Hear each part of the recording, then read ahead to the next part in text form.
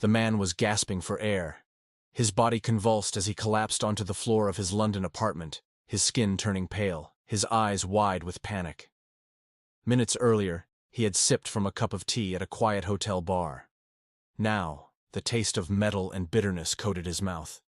His name was Alexander Litvinenko, a former Russian intelligence officer turned whistleblower.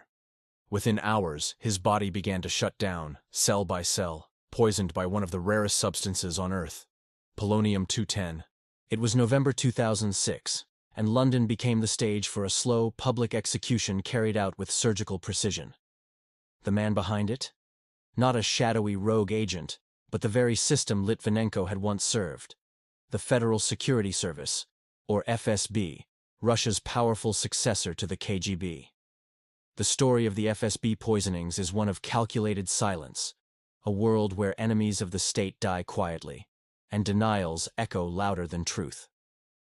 To understand it, you must go back to the corridors of Lubyanka Square, the FSB's fortress in Moscow, where power, fear, and loyalty intertwine. Inside that monolithic building, portraits of former Soviet spy masters line the walls.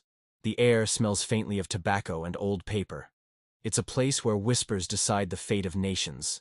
And it was here, in the late 1990s, that a young Vladimir Putin, then head of the FSB, shaped the modern Russian intelligence machine, one that viewed betrayal not as a crime, but as treason worthy of death. Litvinenko had seen too much.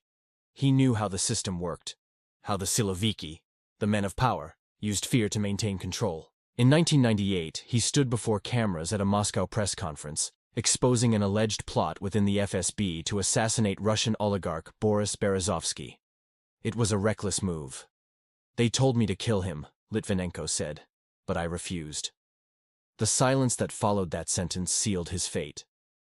Within months, Litvinenko was arrested on fabricated charges.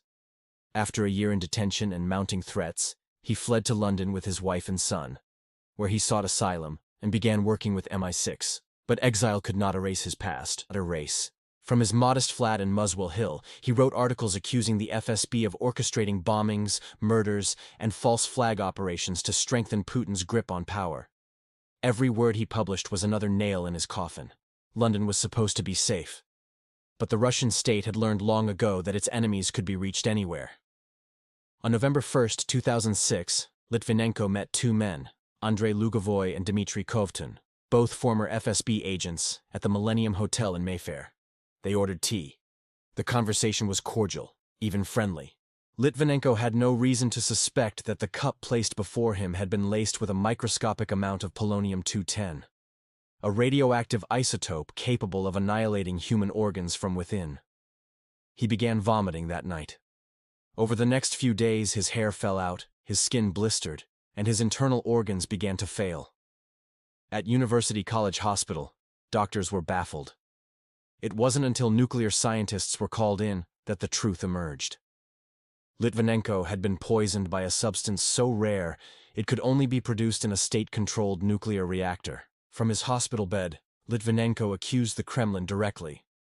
"You may succeed in silencing one man," he said in his final statement, "but that scream will echo for generations."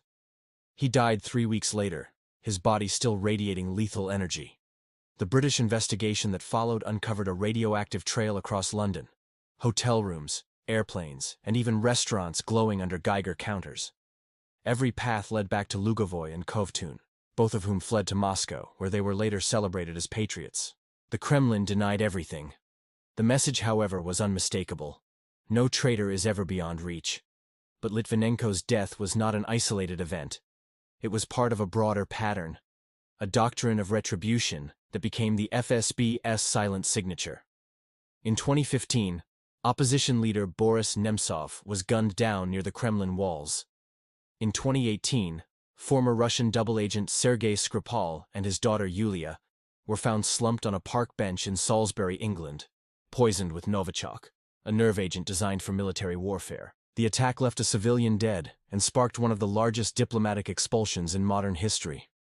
Western intelligence traced the operation to Unit 29155, a clandestine FSB group specializing in foreign assassinations. Its agents traveled under aliases, often with false passports, their movements hidden beneath layers of bureaucratic fog.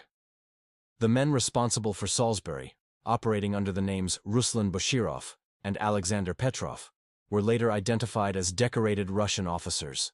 When confronted by journalists, they smiled on camera, claiming they were tourists visiting Salisbury's beautiful cathedral. Behind those absurd denials lay a deadly truth. The Kremlin's strategy was not to convince, but to confuse. The aim was to flood the world with doubt, to make truth just another version of the lie. Inside Russia, the poisonings were framed as Western propaganda. State television mocked the victims, painting them as traitors or tools of foreign intelligence. But within the intelligence circles of Moscow, the message was clear. The FSB had reclaimed its Soviet-era dominance. In a dim office overlooking the Moscow River, an unnamed FSB officer once described their mindset. "We do not kill for pleasure," he said. "We kill for order. Those who betray that order must disappear." That philosophy became the foundation of the modern Russian state. Poison wasn't just a weapon. It was a symbol. Quiet, deniable, and terrifyingly efficient. Investigators in Europe would later uncover similar patterns. Mysterious deaths of journalists, oligarchs, and ex-spies. Some fell from balconies. Others, accidentally, hanged themselves or died of sudden heart attacks. The autopsies told another story. Traces of toxins, rare compounds, or unexplained organ failure. These were not random tragedies. They were state messages written in invisible ink. In Berlin, 2019, a Georgian exile named Zelimkhan Kangoshvili was shot dead in broad daylight in a city park. German authorities traced the assassin directly to Russian intelligence. The killer carried a fake identity, Vadim Sokolov, but his real name was Vadim Krasikov, an FSB-trained hitman. Even when confronted with overwhelming evidence, Moscow refused cooperation.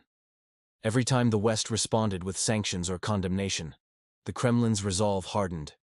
The FSB operated under a singular directive. Russia's enemies must not live long enough to inspire others. Within the FSB, loyalty is currency and fear is its backbone. Operatives are trained not only in espionage but in psychological warfare. Disinformation, intimidation, and silent execution. Defection or dissent isn't seen as betrayal of a cause, but of family. And family, in their world, demands vengeance. To those within the system, Litvinenko's story was both a warning and a myth. A cautionary tale whispered over late-night vodka in secure apartments. "He broke the code," one former officer said years later. "You can run from Moscow, but you can't run from the Brotherhood." The poisonings revealed something deeper than politics. They exposed a culture of control rooted in paranoia. For the FSB, the Cold War never ended. It merely changed shape. Enemies were no longer just foreign spies, but journalists, reformers, and defectors. Anyone who threatened the illusion of power. Litvinenko's death cast a long shadow. His widow, Marina, fought for years to bring his killers to justice. In 2021, the European Court of Human Rights ruled that Russia was responsible for his assassination, but by then the case was symbolic. The men behind the operation walked free. Meanwhile, across Europe, intelligence agencies began detecting similar plots. Attempted poisonings in Bulgaria, Austria, and even the Czech Republic. The pattern was unmistakable. The same agents, the same methods, the same cold precision. The message always the same. Silence the voice. Erase the trail. By 2020, a new name emerged, Alexei Navalny. A fierce critic of Putin and anti-corruption activist, Navalny had become a symbol of resistance. When he collapsed on a flight from Tomsk to Moscow, the world watched the script unfold again. The German lab later confirmed what many already suspected. He had been poisoned with Novichok. Navalny survived, barely. From his hospital bed in Berlin, he recorded a chilling phone call to one of his alleged poisoners, an FSB agent who unknowingly confessed that the toxin had been applied to Navalny's underwear. It was one of the most humiliating intelligence leaks in modern Russian history. Yet even that didn't stop the machine. Navalny returned to Russia in 2021, was arrested on arrival, and eventually died in a Siberian penal colony. Official reports claimed it was sudden illness.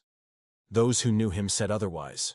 From Litvinenko's glowing remains in London to Navalny's final breath in a frozen prison, a pattern stretches across 2 decades, a trail of poison, silence, and denial.